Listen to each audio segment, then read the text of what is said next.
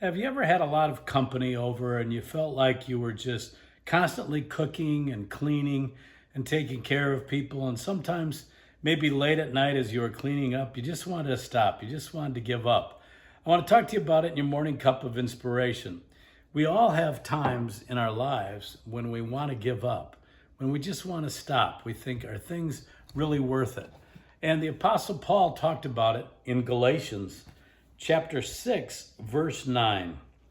It says, "And let us not be weary in well doing, for in due season we shall reap if we faint not."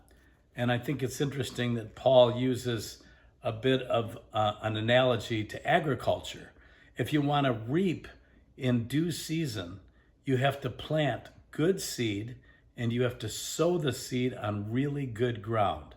And it's probably a long time for a farmer from the time he plants the seed, waiting for the harvest. And there's a lot of things that go into it, the proper weather conditions.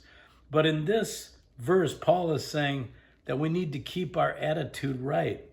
If we faint not, we will reap in due season.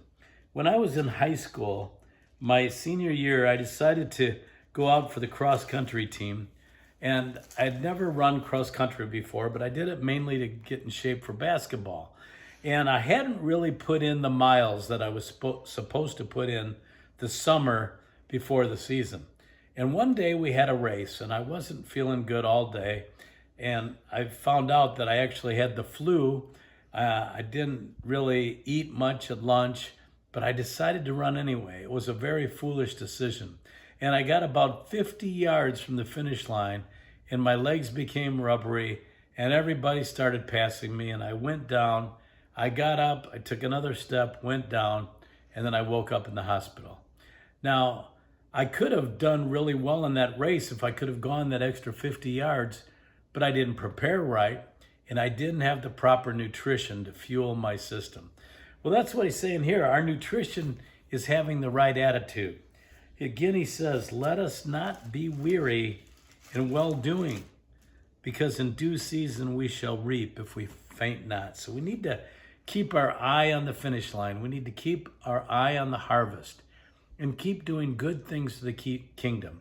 Keep loving on people, keep caring for people, and keep telling them about Jesus. Remember, keep your eyes on the prize. Keep your eyes on that harvest. I hope that inspires you, and I'll talk to you soon for another morning cup of inspiration.